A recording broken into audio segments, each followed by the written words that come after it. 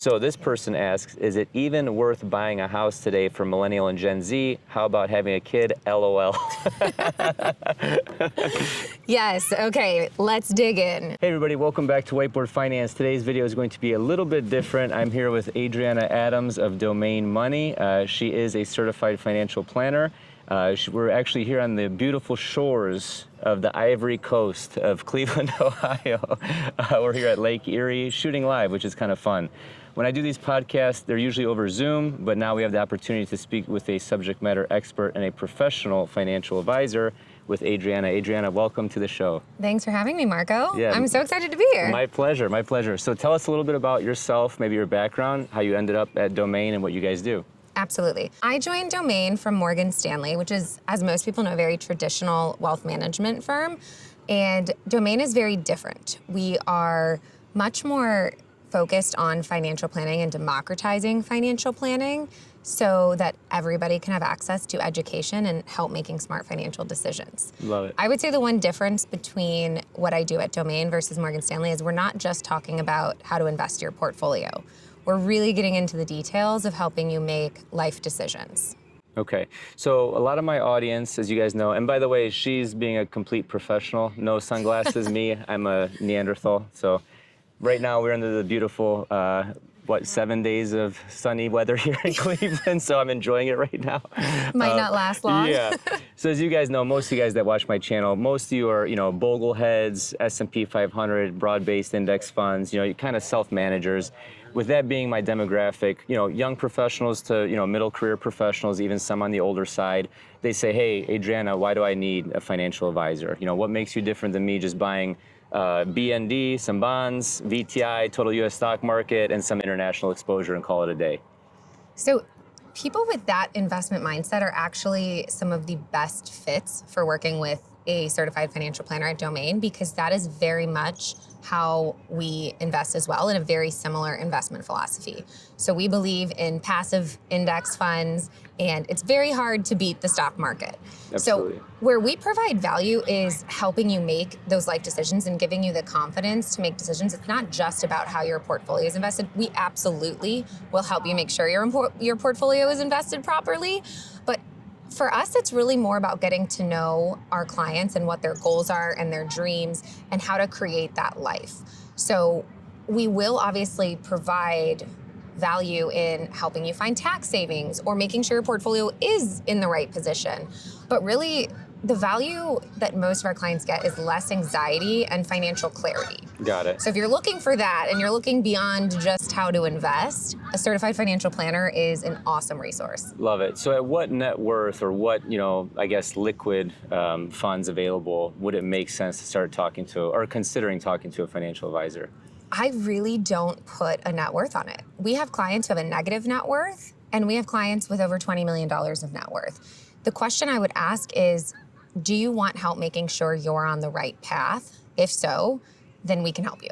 Got it. Does that make sense? It does, it does. And I think the benefit of an advisor, so I used to do consulting calls on my channel a long time ago. People would call me one-on-one, and disclaimer, I'm not a certified financial planner or anything like that. But, just talking people off the ledge of making drastic decisions, I think some of it's also psychological as well, as opposed to just being a lone wolf, investing, being your own portfolio manager, I guess. Yes. When you work with your clients, do you selectively choose clients? Do you work with anyone that comes across? I mean, is there like a criteria, I guess? There is. We want to make sure that we're going to be able to provide value to our clients. So we always start with what we call a free strategy session. We'll learn more about you and your goals and what you're looking to accomplish and make sure that how we work with clients is aligned with that. And so we start there, get to know you, understand you and your values. And we have 3 different tiers. We can get into more detail on this too, but we've got different offerings for people at different phases of life or depending on how complex your situation is. Mm-hmm. And so really the root of it is, what are you looking for help with, and can we provide value in what you're looking for help with? And that's how we figure out where to get started. That makes a lot of sense. So traditionally, so I graduated with a finance degree. My whole goal was to be a financial advisor. Graduated in 2010, great financial crisis. ended up selling cars, weird roundabout way of then starting this channel. Okay, so I think it was maybe fate in a way. Yeah. But when you're looking at potential careers, the traditional model has been AUM, assets under management, and obviously that's how you get compensated. Not literally you, but most financial advisors with 1% or a certain percentage of assets under management. What about like fee only, fiduciary advisors? Like, what is the difference between that world? How does that work? That is such a common question. The way fees are charged in this industry can be very confusing. And so most people that come to me, if they already work with an advisor, do not understand the fees they're paying. But what I will say, coming from the asset under management world at Morgan Stanley, what I found to be the biggest misalignment is just because you have more money, it doesn't mean your situation is more complex and that you're getting that much more value out of an advisor. So the flat fee model is, I think, one of the best ways to align what you're looking for with the value you're getting, because it doesn't matter how much money you have, it matters how much help we're gonna provide you and how many topics we're gonna cover and what we're gonna really get into, and it's based on that. So just because you have $30 million doesn't mean you're looking for more help or are more complicated than somebody with $1 million or $100,000. Could you give us, it does. Could you give us like a real world example, like a hypothetical example? Like say I'm a business owner and I have 17 children, 3 marriages, like stuff like that where it gets very complicated, I guess. Exactly. So blended families are often one of the most complex situations because you have not only the families coming together, but the financial the actual dollars coming together, but also the psychology of it, right? Mm-hmm. You have so many different beliefs or ways of things that have been done in the past. So I actually wish I would have gotten a degree in psychology as well, because more of my job is psychological rather than just the math. Yep. So, you hit the nail on the head. You really need to understand what someone's looking for. And so back to your original question of what if you have a bunch of kids and a blended family and you're a business owner, you may not have a lot of assets in your brokerage account, but you might have assets in your business, right? $5 million worth of equity you've built up in something you've built. Mm-hmm. And it's still very important to plan around that. And there's gonna be tax opportunities associated with that. A lot of people these days are hiring their kids, which is a fun tax strategy to talk about too. That's probably a whole nother episode. Yeah, mine are 4 and 2. Can I legally employ them? Actually, the content space is a really interesting one. But you would probably have to be willing to put them into the content of your job, which that's not gonna happen. Exactly. Maybe they can be the camera person. Yeah, but if you, think of like, I don't know if you're into Mormon Wives, Secret Life of Mormon Wives. No, I can't. But their kids are featured in some of their content, and that is helping bring in money for them. Yeah, so it's enough to qualify as interesting, very interesting. So do you have to be? Sorry, this is going into the weeds. Do you have to be in front of the camera or no? As a kid? You don't. Okay. So obviously you definitely want to consult with a tax advisor on this. So I will throw that disclaimer out. But there was another example, I forget which episode or which album it was, but Drake's son designed his album artwork cover, right? That's another example. His face isn't on there, but he was compensated for the artwork. Interesting. Yeah. Interesting, okay. There's a lot of different ways to do it. Interesting. See, I think the tax planning side of things is very important because a lot of people, they understand, especially now in 2025, they understand, okay, S&P 500, good. Yes. I should probably invest in it. Yes. Bonds, okay, they've kind of underperformed, but you know what I mean. People have an idea of how to construct a portfolio. Obviously, no one here is a professional portfolio manager unless they are in the space, but it's not like it was, when I started my channel, even just in 2017, people had no idea what ETFs or index funds even were to begin with. So I think the space has come a long way. I think from a psychological and tax planning side of things, I think that's where advisors can really add value. 100%. Since we are on the shores of Lake Erie, which is basically a Mediterranean climate. Today it is. It's very nice. We're Clevelanders, so this is probably funny to us, not funny to you. But our camera did overheat. So we had to move a little bit into the shade, but I do want to answer some of your guys' questions. So I polled you guys on Instagram a couple nights ago, and you guys had really good questions. Some were awesome, some were inappropriate, especially for a lady, which I'm not going to ask. But I appreciate you asking them anyway. So this is a great one. I'm not going to name names for privacy's sake, but this person asked, do you think the Dow, NASDAQ, and S&P 500 will still be the financial measuring stick 10 years from now? These are all iconic benchmarks, right? Let's start with a little background on each one. So the S&P 500 is extremely diversified. There's some rules and restrictions on how to get in, but if I oversimplify it, the 500 biggest companies in the US, right?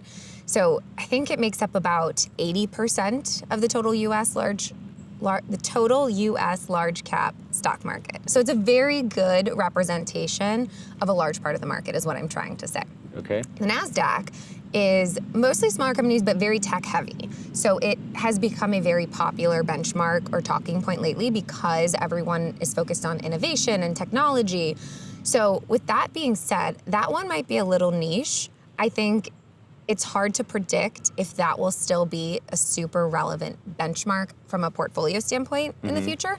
But when we look at the Dow, not very many people are looking at their portfolio and comparing it to the performance of the Dow, but it's still an iconic benchmark that people talk about, and it holds a lot of weight in the financial industry. So I think the S&P is here to stay as a benchmark when we're talking about portfolio performance. But the NASDAQ and Dow, I think, will still be talking points and are going to be iconic for a long time. Got it. Yeah. In this viewer's perspective, I'm not sure if they meant something in terms of alternative investments. Maybe you measure it against Bitcoin, for example, or a certain commodity. If you see gold, we're hitting all-time highs almost every week now over the past year. What are your thoughts on alternative investments, and does it have a place in a portfolio? I get a lot of people that ask me about gold, whether it's through an ETF like GLD or physical gold bullion. They ask about Bitcoins. I talk about it a lot on my channel. Real estate. What are your thoughts on these alternative investments outside of equities? We always start with what a client is trying to achieve. So there are absolutely places for these types of alternative investments in a portfolio. But first, what we need to understand is what you are trying to achieve and what your risk tolerance is. How much risk are you willing to take on? And also, how much risk do you need to take on? I have seen so many clients who are extremely risky, have a very large cryptocurrency position, but they only need to average 7%, and they actually have reached financial independence already.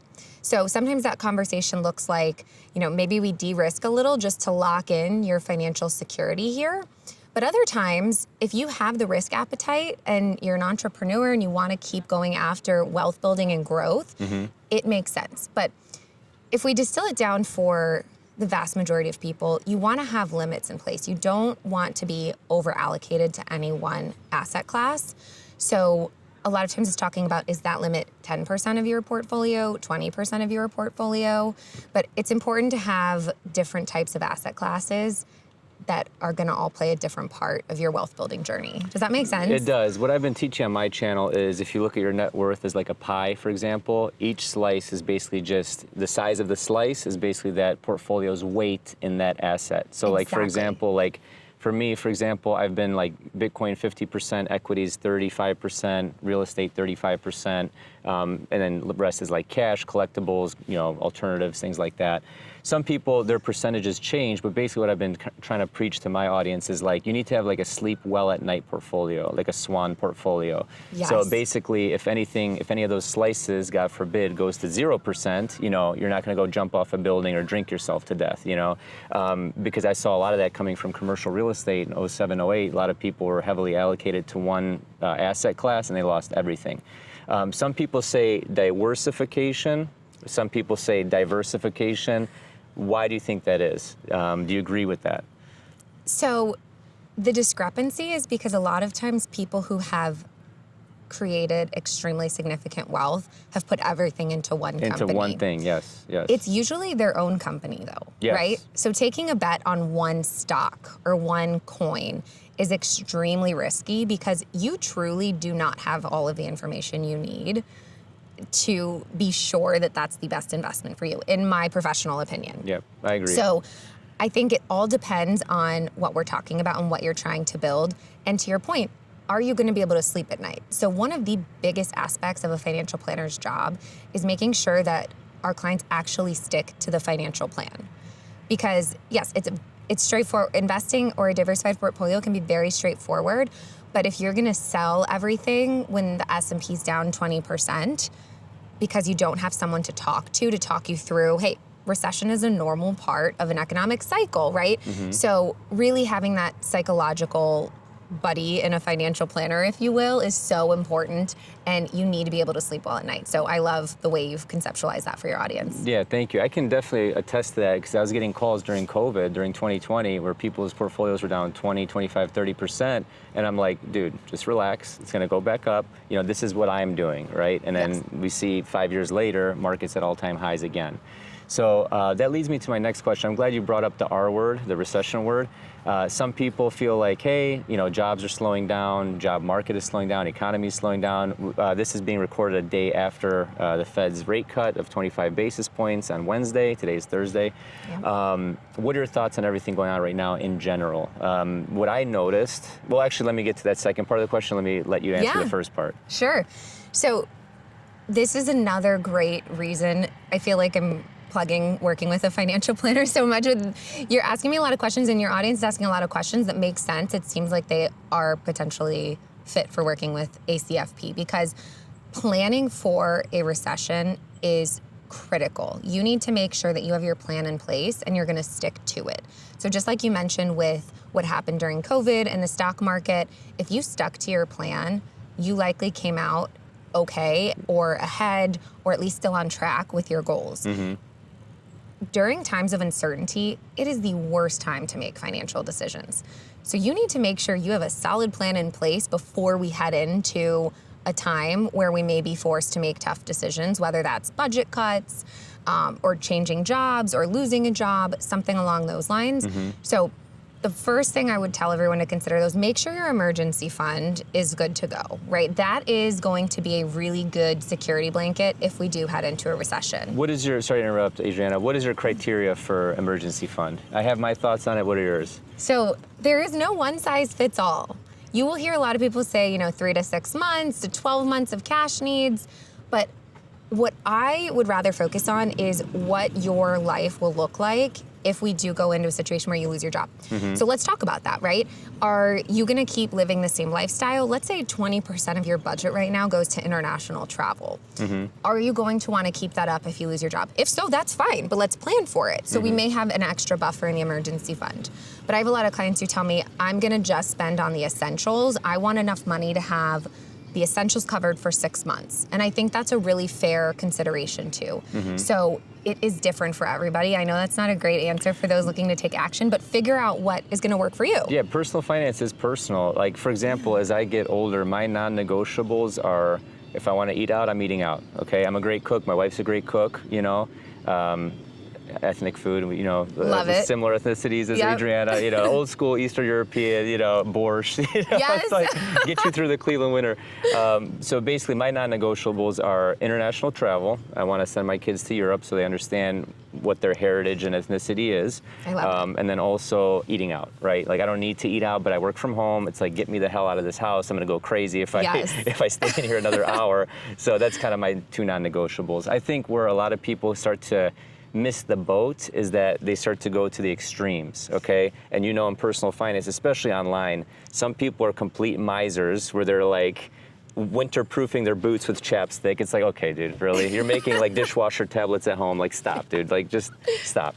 And then other people are, Lamborghini, 6,000 square foot house and, luxury, everything's online, So for me, my mantra has always been the golden middle. Find the golden middle. You don't need excess, you don't need to be a miser, find something in the middle, and that's kind of what works for me. But my personality is different. I'm a little bit more on the conservative side. What is the craziest portfolio you've seen that's outside of that golden middle? You mentioned some people have, net worth and crypto that they don't need to have in there. Like, what are some crazy scenarios that you've seen as during your career? That I have seen some wild stuff, Marko. I think one of the ones that made me the most nervous as a financial advisor that I felt like we need to take action on was 100% in cryptocurrency, aside from their real estate, which was their primary residence, and some NFTs that unfortunately didn't have much value at the time we were looking at the portfolio by the time they came to me. Really? JPEGs aren't worth much? No, Interesting. unfortunately not. And so I think the concentration risk for the average person is huge, right? Because most people are not actually fit to handle losing 100% of their entire net worth. Absolutely. And if you're not, then you probably shouldn't have your entire net worth in one asset class or one stock or one item, right? Agreed. So I think that was probably one of the ones that gave me the most nerves overall. But it was really eye-opening. And talking with that client after we finished their entire financial plan and presented all the recommendations, the relief they felt from being like, oh, I actually have enough to live the rest of my life for my wife, my kids, and myself with what I have today. Maybe it is time to de-risk a little and get something into something that's more long-term track record proven. So with this specific situation, it made a lot of sense for him to consider more traditional asset classes like a broadly diversified stock portfolio, because we have a lot of data on how that's going to do long-term over time. May not return as much as his crypto portfolio has done for him. And mind you, this client did very well with his crypto portfolio. But at this point, he didn't need to double or triple his money again. He just needed a steady stream of income. I'm glad you brought financial independence up, or de-risking in your words. At what point are you a follower of, like, are you the 4% rule, or are you 25x your annual expenditures, which is the 4% rule? What are your thoughts on getting to that FIRE number? Yes, I am not a huge fan of generalistic numbers. So like the 30, 20, 50 budget rule, not my biggest, I'm not the biggest fan of that. I'm not the biggest fan of the 4% rule. What I am a fan of is understanding what you want to achieve. Does that look like extra travel in the first 10 years of retirement? Because that 4% rule might not fit what you're looking to do. If you want to front load your spending, or if you want to start a business as a second career. So it's very hard to pigeonhole yourself into saying 4%. Now, I will say, those are great kind of back of the napkin math. If you want to know if you're generally doing okay, those numbers are great. But in the personalized financial planning world, we have to dig a lot deeper to make sure that you're actually set up for everything you want to achieve, rather than just assuming some benchmark is going to work for your lifestyle. Does that make sense? Covering all angles and bases. Yeah, Exactly. That makes sense. And also things we don't know. So for example, you've been doing this a long time, many years now. Are there any investments out there that people watching this channel feel like the elite have access to that we don't? Are you seeing anything that's interesting, like, oh, I never considered that before? Because you have a microscope under these people's, personal portfolios. Is there anything out there that the little guy doesn't have access to? Or better asked, is there anything that we're not thinking of that we can have access to that we're just not simply thinking of? Two things I want to hit on here. The first one is financial advice and financial planning. Most people think they don't have enough money for it, or it's not right for them. But I'm here to tell you, if you need help making financial decisions with clarity, financial planning is for you. Now, historically, there was kind of a barrier to entry. You needed a certain amount of money to work with an advisor. We've touched on this a little bit. So part of what Domain Money is doing is democratizing financial planning and making it more accessible to people with different size portfolios. So I think the first thing is just that general advice. Now, when it comes to investing in certain asset classes, there are specific things: private equity, private credit, private real estate, a lot of things with the word private. You have to have a certain net worth to access, and there's a lot of requirements. Typically, you have to also go through a broker who's going to charge you an expensive fee, right? Things like that. So, but on the flip side, you can also start your own private company, right? You can start your own business. That's still private equity in your own business. So there's a lot of different ways to think about it. One of the things I've seen becoming a trend, so to speak, is ETFs or platforms that give you access to some of these more elite investment opportunities. And as a CFP and a fiduciary, I'm more on the conservative side of, we need more data. We need to see how this is going to go. But what I would caution with some of those platforms is the reason, for example, one of the reasons that private real estate works well is because it's illiquid, right? So your money's tied up for a while because you don't have that tug and pull of people needing their cash out, which forces money managers or property managers to sell properties or real estate to give people their money back. So that illiquidity is part of why those perform so well. That's a good way to, it's like sorry to interrupt, Adrianna, but it's almost like that one study of like, oh, our best performing portfolios are from people that are dead. They just don't touch it. It's like not selling a piece of commercial property for generations, right? Yes, exactly. And so when we put them into these buckets online where you can trade them more frequently and everyone can access them, I'm worried that they won't hold the same weight or do what they're intending to do of copying that private portfolio.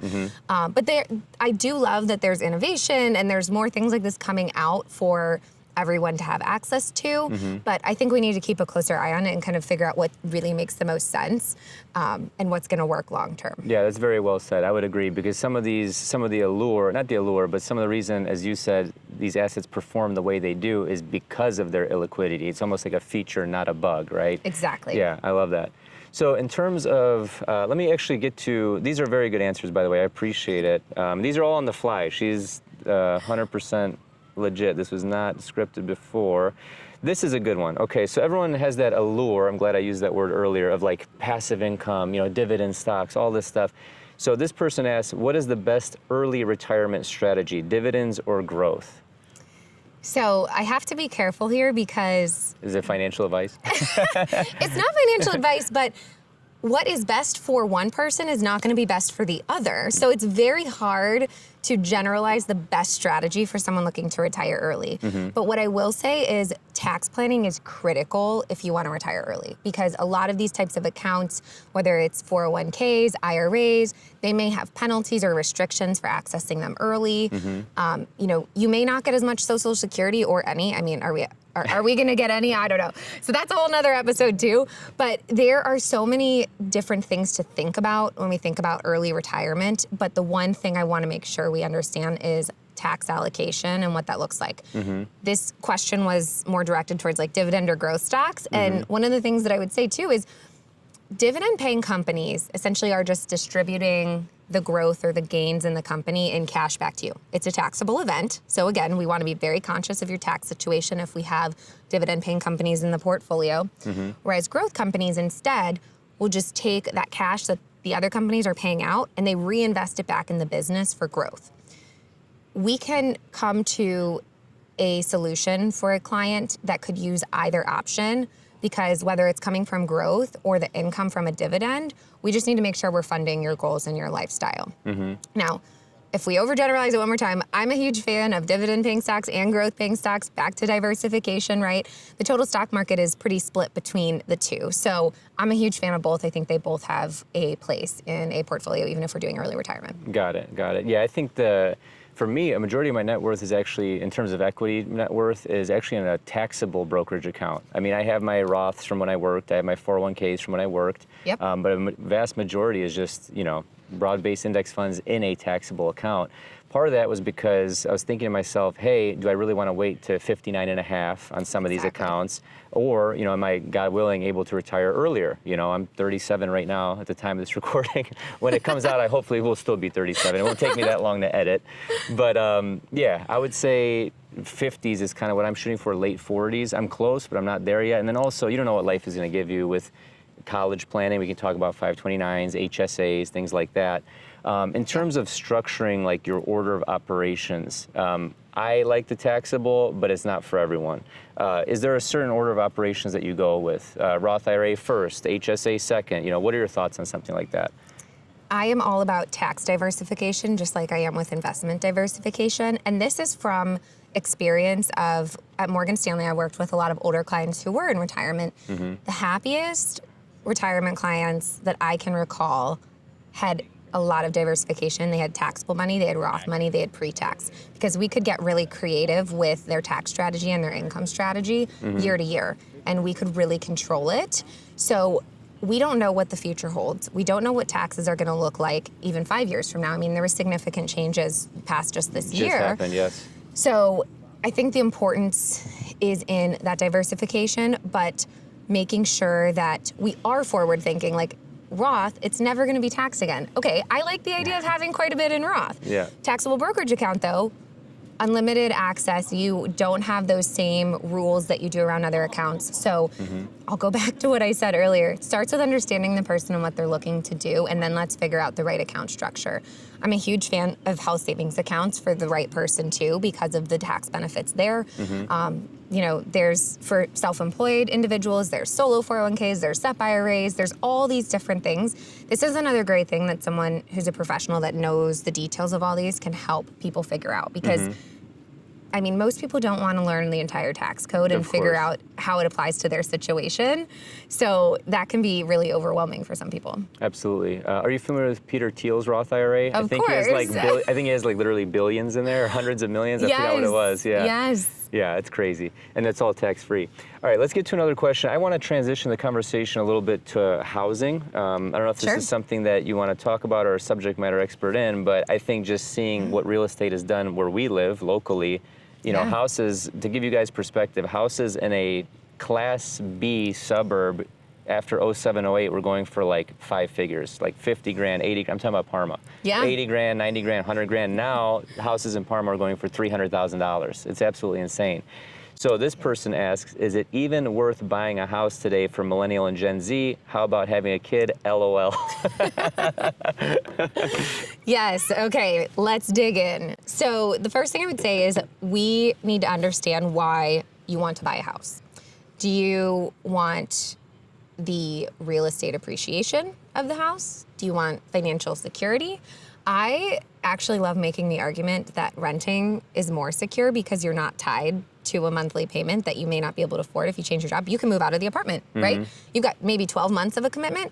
When you buy a house, it is time-consuming and expensive to sell it if it no longer fits your goals. So and a lot of hidden costs as well through maintenance. A lot of people don't think about that. A lot of maintenance costs. Yeah. A lot of maintenance costs. You know, the dishwasher is going to need to be replaced. I went through this in January. My house is 5 years old. Yeah. Why am I replacing my dishwasher? I know. First of all, my Eastern European grandma had the same, Babunya. She was the dishwasher. She had the same, well, first of all, she was the dishwasher. But she had the same oven, she had the same everything. Oh, 50 years. For 50 years. Yeah. It's not the case anymore. Yeah. But yes, I could hand wash my dishes. Yeah, like nice. Babunya Me used too. to. Yes. Hey, sometimes I wash dishes too, you Yeah. know? That's after I mansplain to my wife. No, I'm just kidding. My wife works, no, she's good. She's gonna watch this and kill me. No, okay, so back to the question of, is it worth it to buy a house? Yeah. Depends on what you're looking for and why you want to buy a house. If you want to settle down and raise a family and have a place that you guys can always call home, there is a very strong case for buying a house. And I think people forget too that for decades, several decades, interest rates were 5 to 7 to 9%. So we're coming off of recency bias of seeing mortgage rates in the 2%, 3%, right? That was an anomaly. So it can be scary looking forward, seeing something that's so drastically different than what we've experienced over the last 5 years. But people made it work back then, we'll make it work again. But I 100% am about figuring out what the right situation for you is gonna be. Maybe that's owning a vacation home, but renting in the city, right? Or vice versa. So yes, there is still value in home ownership, but it depends on what you're looking for. Yeah, I think my rule of thumb has been, you know, if you're changing careers every 3, 4, 5 years, you know, you're very transient, then it makes no sense to buy. You know, if you're someone that wants to plant roots and you have your community, your church, or synagogue, mosque, whatever, you know, it makes sense. I think in my opinion, in this country, I think a lot of people, they're looking at the number side of things, which is obviously important. If you can't afford it, you can't afford it. Yep. But also the community building side of things. You know, if everyone's just transient and a renter, yes, you still have a community, but you know, is it a long-lasting community? I don't know. I'm looking at it more from both sides of the spectrum. So we landed in a happy medium. We're in a suburb here, and you know, I don't have 20 acres and a farm. I also don't live, you know, in a 900 square foot house either. I'm somewhere in the middle, and that's a good fit for my wife and I, and we're in good school districts. For young professionals, I mean, I see a lot of them leaning towards the renting, which is fine. And people such as like Ramit Sethi, for example, they're making the case of like, hey, it's almost like whole life insurance versus term, which we can talk about. With term, you're kind of renting it. You know, with whole, you kind of own the policy. Same thing with the house. You know, do you want to rent it? Do you want to own it? Where's the flexibility? Do I do term insurance and invest the difference? You know, kind of like how Dave Ramsey advocates. There's a million ways to skin a cat, and as always, I'm glad I'm interviewing you because personal finance is personal. It all depends on your situation. So I got lucky. I bought a house 5 years ago, and interest rates were like 2.75%. Oh, here's a mini rant I'm going to go on, Adrianna. You may or may not agree with this as a financial advisor. So when my parents moved from here, from Cleveland proper to the suburbs, that was like early 90s, okay? Interest rates were 8, 9, 10, 11% for a mortgage, right? Or, you know, you're getting something similar in the bank. Why would I even invest in stocks at that point? I can either pay off the mortgage. Let's say the mortgage is 10%, right? I'm making a guaranteed, tax-free, risk-free rate of return of 10%. I'm paying off the mortgage. or I'm getting like, let's say 8 or 9 in my savings account. Why would I even invest in stocks if that's the scenario? It's kind of like that hurdle rate, which we had recently where, you know, SGov is yielding 5%, 5.5%. My Capital One 360 is 5%. Why would I even invest in stocks to begin with? Do you have like a, I know the track record is like 10% historically, let's call that, but like, why would I do that if my mortgage is 10%? I'm just paying off the house, right? So this is such a complicated topic, but let's try and simplify it into a couple of things. Okay. The first thing that I would say that I always like to take a look at too is I do a lot of tax projections for clients.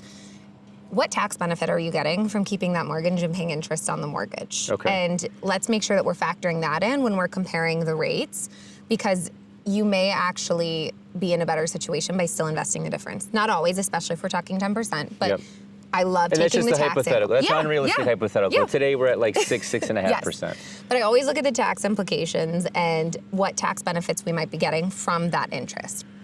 And then from there, what do you want to do with your life? Because if you pay off that mortgage, you can't eat a shingle. That's Okay, true. so if you want to keep that house as your family compound for years and years to come, you need assets outside of that to keep living your life later. You can't have only equity in your home.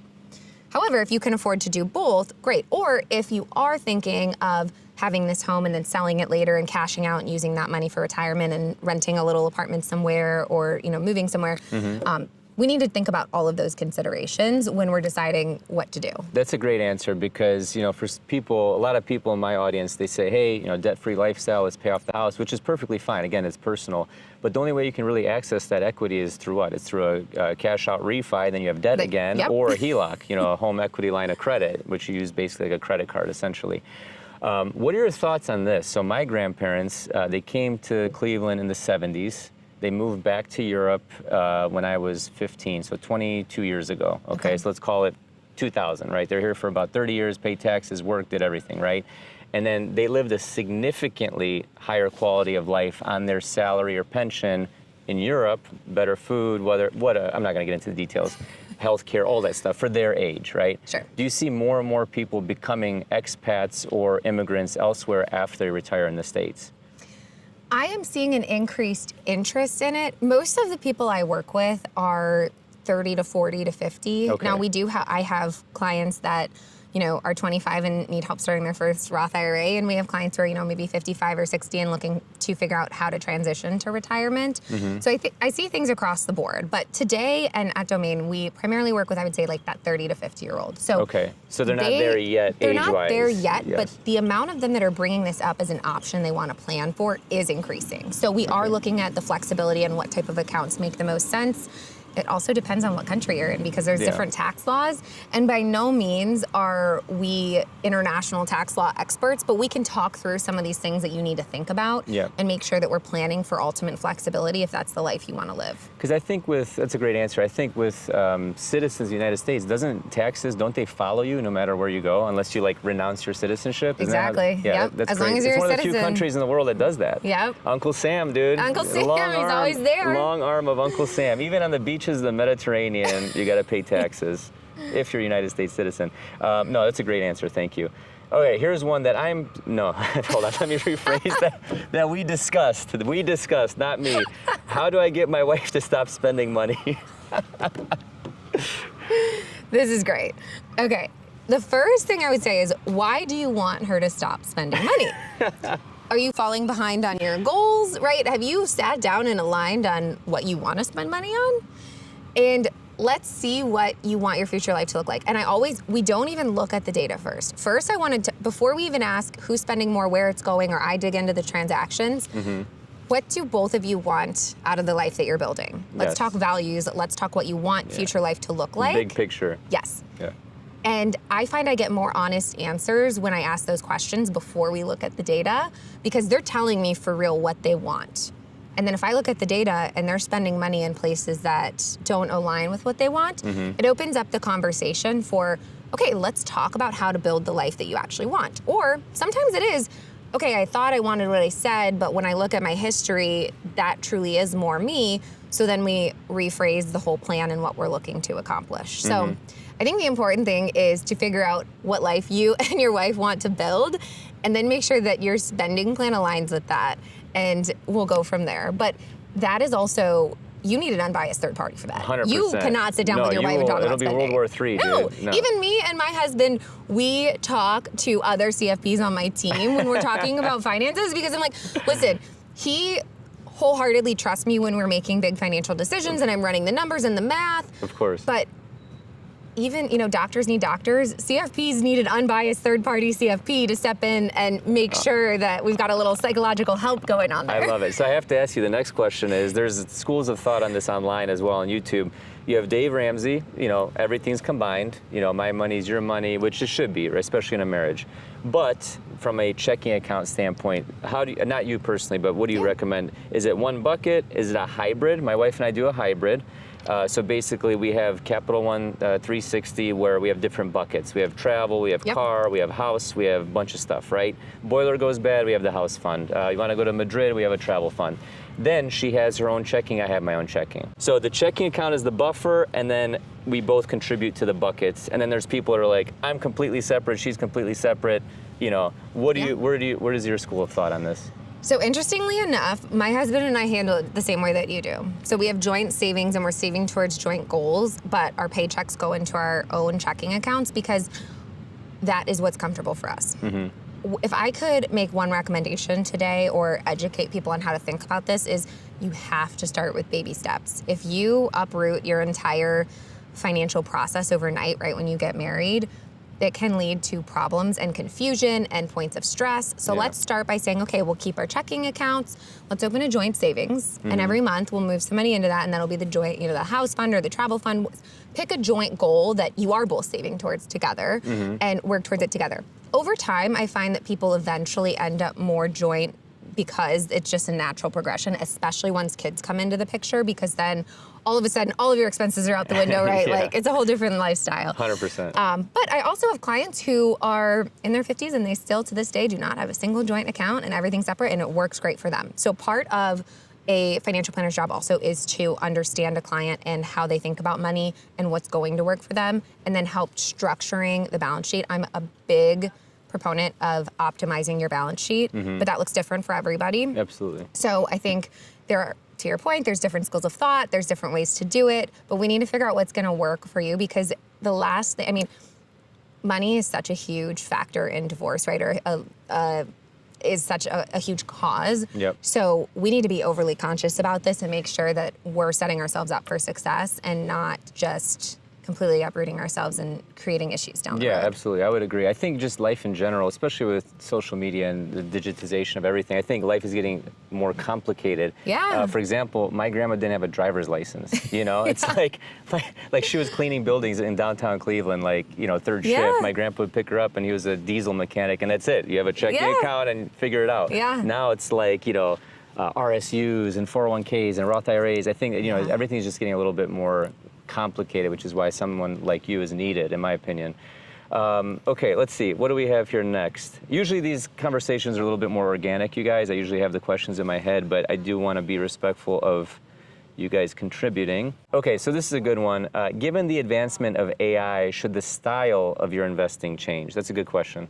It's a really good question. So AI is very confusing to a lot of people still, and then there's other people who are knee-deep in it and deeply understand it and are using it. I think that we need to go back to your original question of what life do I want to live?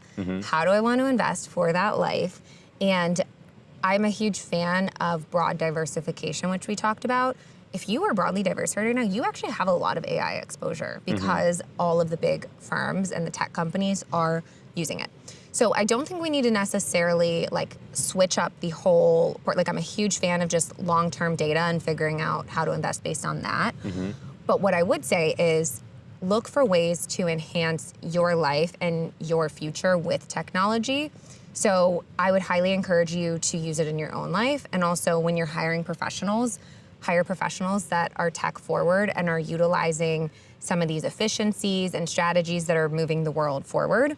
So I think as far as like your actual portfolio, I don't think we need to make too many changes there because it's already filtering into your portfolio. But I think when you're talking about investing in yourself and your future, that's where we should really be making a bigger effort to really invest in AI, so to speak. Interesting. I'm glad you said that because I think a lot of people, they forget that a lot of these broad-based index funds, you're already getting exposure to potentially thousands of companies. So if you look at like VTI, for example, like a US total stock market fund, you know, I think there's like 3,800, 3,900 companies inside that ETF. Yes, they are market cap weighted, so you're going to be heavy on the Magnificent Seven, for example, but all those companies are using AI anyway. Exactly. So that question may have been geared towards like, hey, how do I use AI to invest? Or it could be, to your answer, the exposure standpoint.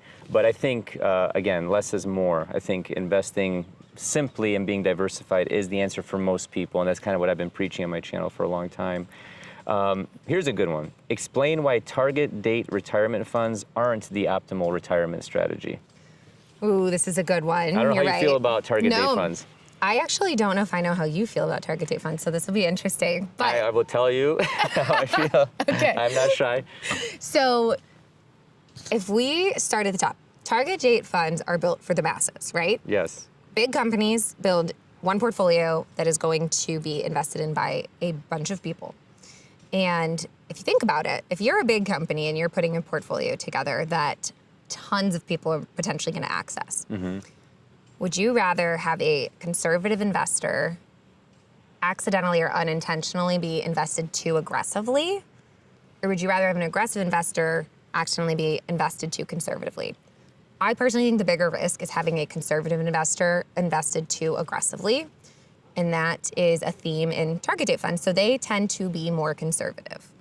So a lot of people don't understand. They think they're in, you know, or they are in, let's say, the target date 2060 fund, and they don't realize there might already be 10% bonds in that. You're showing your age. I'm 2055. I'm 2055. Sorry. I have a little bit of gray in my 2055, okay? Relax. 2070 target date fund. 2070, yeah, 2080. I'm just kidding. For the people that don't know target date funds, what is the age that you're trying to hit the year in? So like if it's 2060, how old are they supposed to be with 2060? Is it like 62, 65? I guess, what's that retirement age? So most of them default to the date is based on your age 65, but you can pick any target date fund. Yes, so you could can, go you in can, and pick, yes. if you want to retire at 50, you can pick a target date fund that aligns with that age for you. That year, yes. Okay. Sorry, So- go ahead. I didn't mean to No, interrupt. you're fine. Just in summary, my big issue, so to speak, with target date funds is they are generally too conservative for people who are investing in them. And you may be better off if you have a custom-built direct index or indexed ETF portfolio that actually you can control. Because one of the other things that we could talk about is over time they will get more conservative, which is generally a good thing. We generally do want to have a more conservative portfolio the closer we get to retirement. Yes. But it may be too conservative too quickly, and you may end up missing your goal because you weren't invested aggressively That's right. enough. Yeah, for the people that don't understand how they work, tip oversimplification. Basically, you pick a year, let's call it 2060, okay?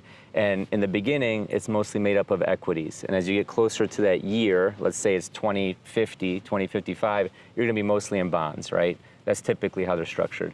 So they're designed to be somewhat more aggressive as you're younger. You can take on more risk and then become more conservative as you get older. I can attest that they're too conservative because I have a 2055 Vanguard one that I started when I was maybe 21, 22 years old, you know? And the market, S&P 500 over that time is up, you know, hundreds of percent, right? Mine is up maybe like 60, 70, 80%, which is still great, don't get me wrong, but you're missing out on 2, 3, 4x the gains in that same time period. So I can personally attest that that was maybe a mistake. That's in my Roth, but that's why I have the taxable, I have a SEP IRA, I have all the things that Adrianna's been talking about. Okay, so you've been with us for a while now. Anything that you want to talk about that are not user questions or anything we didn't touch on? We touched on equities, somewhat portfolio construction, a little bit of housing. Anything else that, I'm a big Bitcoin fan. Any thoughts on that for yourself? Like, do you guys look at us as like rat poison, Charlie No. Munger? You guys are evil and dumb, degenerate gamblers, or it's the future of money, it's going to take over, or the golden middle, as I mentioned? I was just going to say, I was going to take one out of your book and say, I'm kind of the golden middle there. Okay. I would say as a fiduciary, we have to be very, and actually that's something we haven't talked about. So Oh, go ahead. certified financial Yes. planners are fiduciaries, which essentially is just a fancy way of saying that we have to act in our client's best interest legally. So in contrast, let's say there was 3 investments. They all might fit kind of what you're looking for, but clearly I'm gonna have a professional opinion that one is better than the other.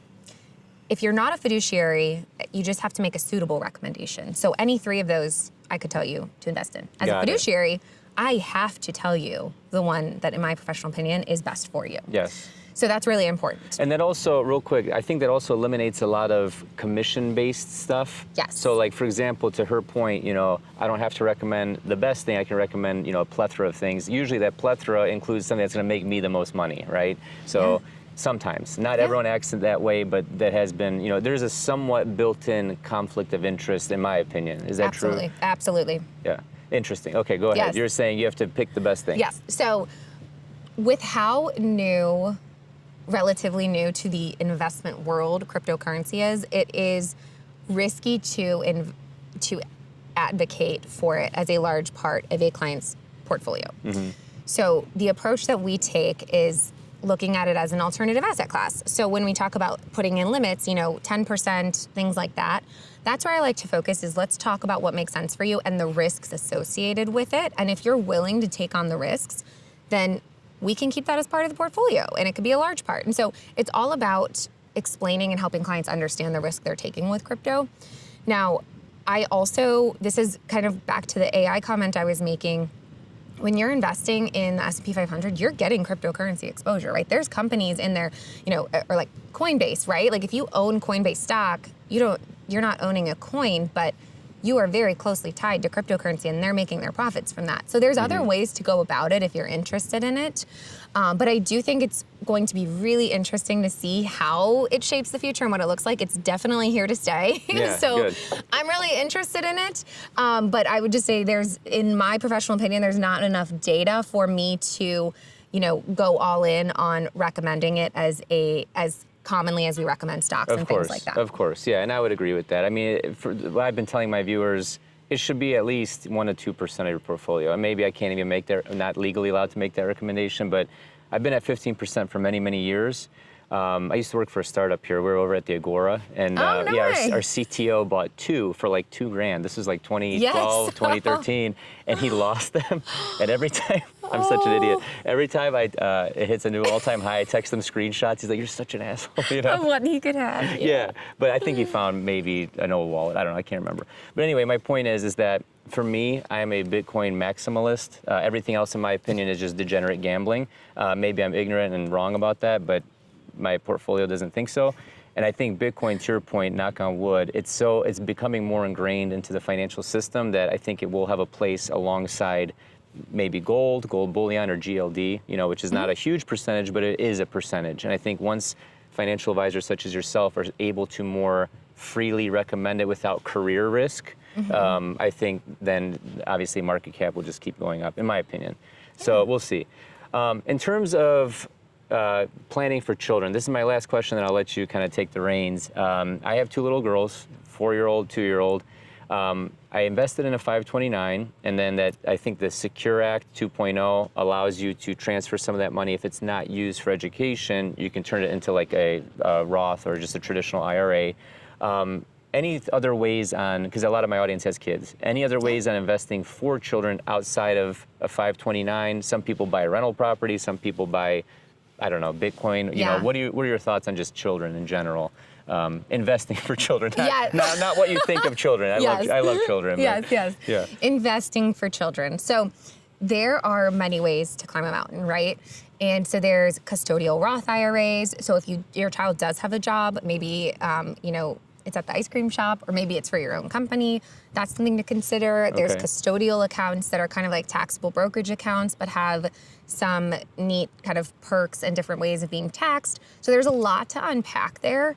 But one thing that I'm really keeping my eye on at this moment in time is I think they are officially called the Trump account, but they are these new savings accounts that were part of the recent tax bill. Okay. And not only if you're born during a certain time period does the child get funded with $1,000 from the government, but parents can contribute, anyone can contribute to this account, and it's got less rules and restrictions than a 529. Okay. It's got different tax considerations, but I'm really interested. They're not even available yet. They will be available in 2026. So I'm really interested to see how we can start incorporating those into an overall planning strategy for kids. Okay. But there is a lot of planning to be done there. But one thing that I would say is maybe a little controversial, because everyone, as soon as they have a kid, they're like, let me get the 529 open, let me do these things.